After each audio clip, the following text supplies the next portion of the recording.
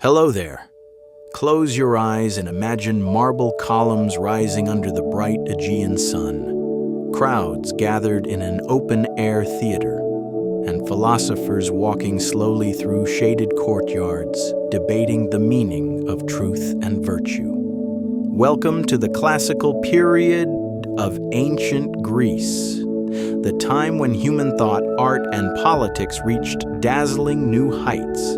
Between 480 and 323 BCE, Greece entered its golden age, a moment in history that shaped the very foundations of the modern world.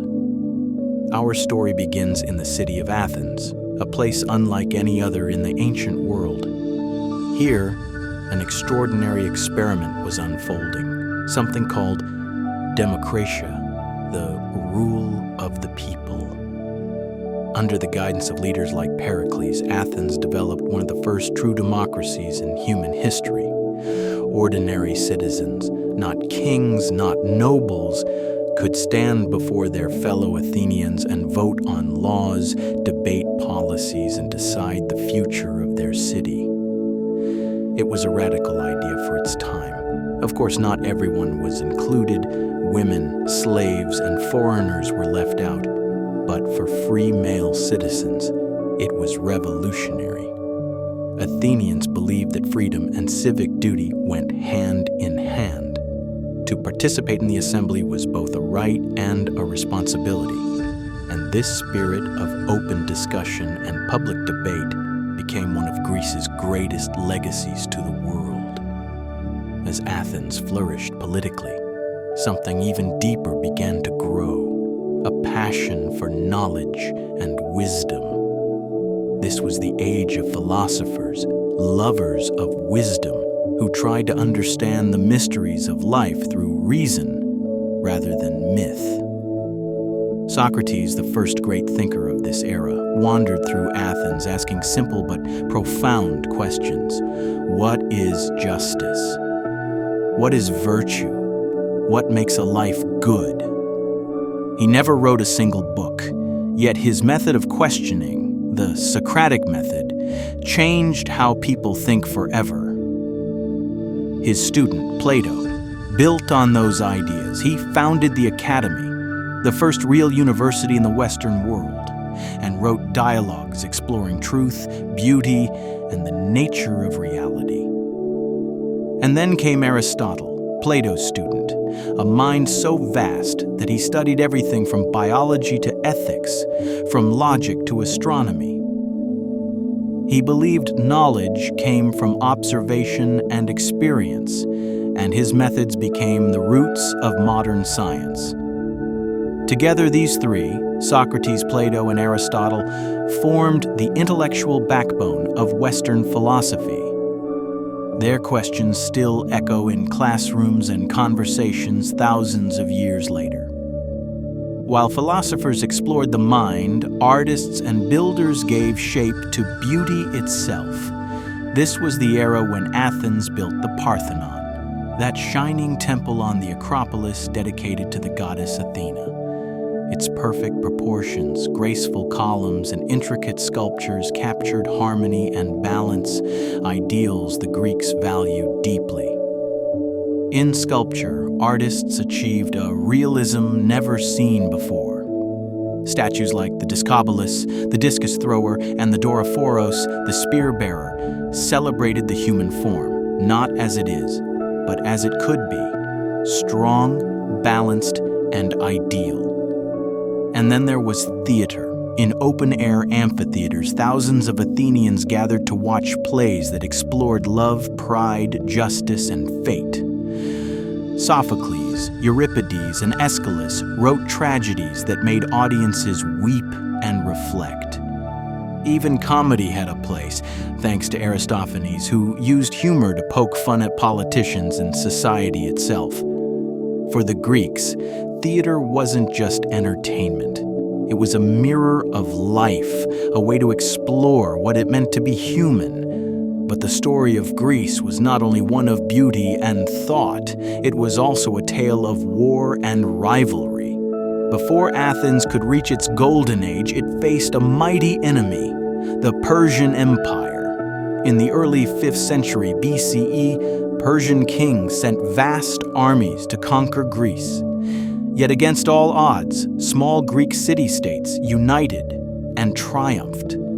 At battles like Marathon, Salamis, and Plataea, the Greeks fought with courage, strategy, and unity.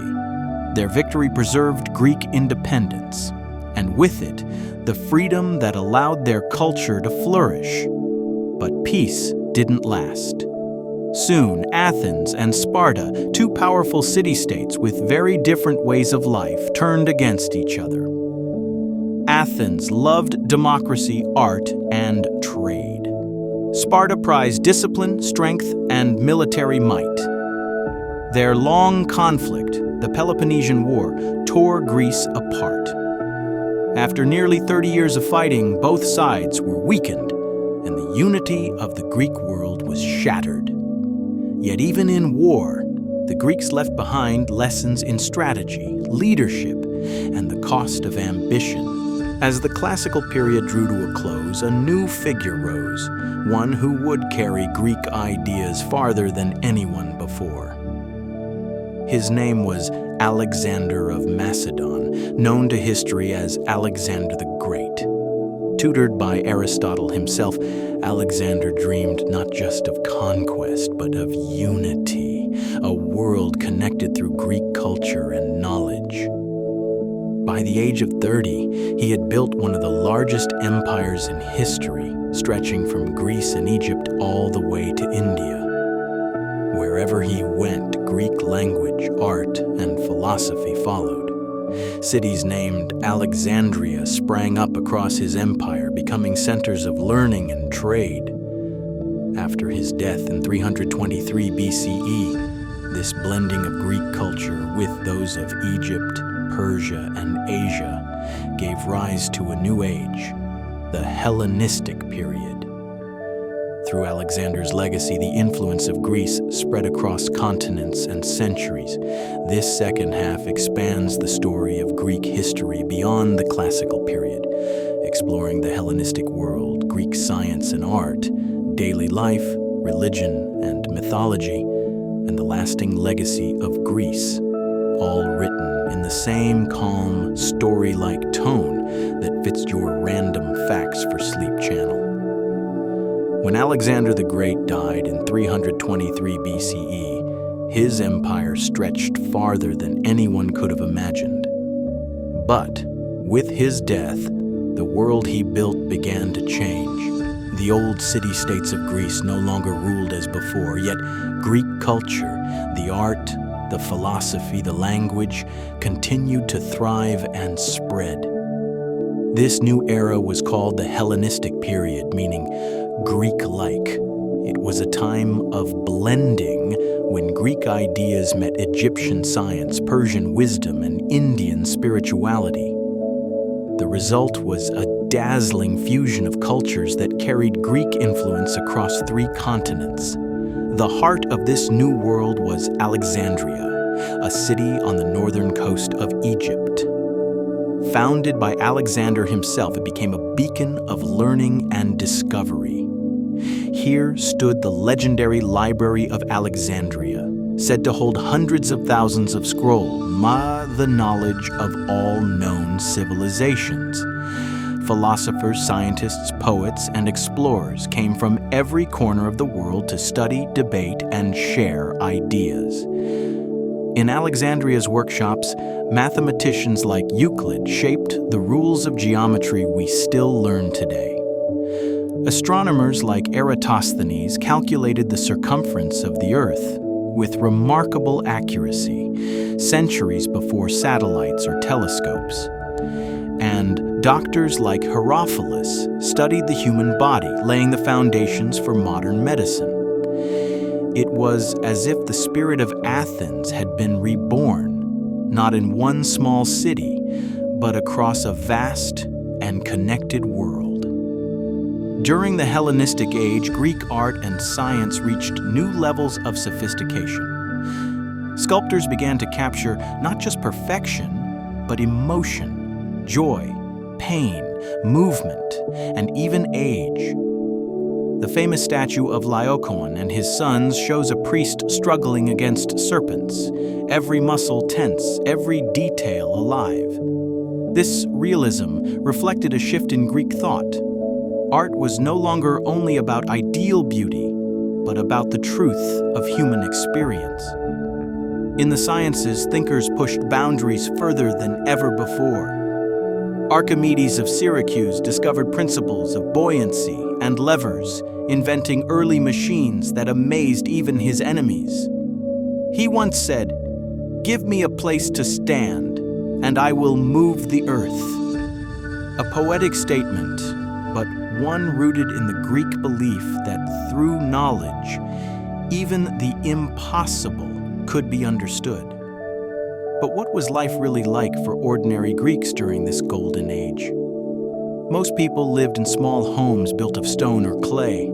Men spent their days in the marketplace, the agora, trading goods, debating politics, or attending assemblies. Women usually managed the household, caring for children and organizing the home supplies. Education was highly valued, especially in Athens. Boys studied reading, writing, music, and philosophy, preparing to become citizens. Physical training was just as important as mental discipline. The Greeks believed that a sound mind lived best in a sound body. And then there were the Olympic Games, held every 4 years in honor of Zeus. Athletes from across Greece gathered to compete in running, wrestling, and chariot races. The Games celebrated not just strength, but unity, a reminder that all Greeks, despite their rivalries, shared a common identity. From the birth of democracy to the rise of philosophy, from the perfection of art to the passion of myth, the story of Greece is the story of humanity reaching for greatness.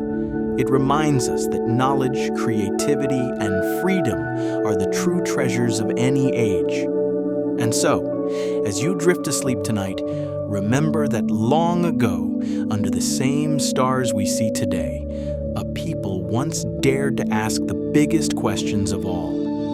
And in their search, they gave us the beginnings of civilization itself.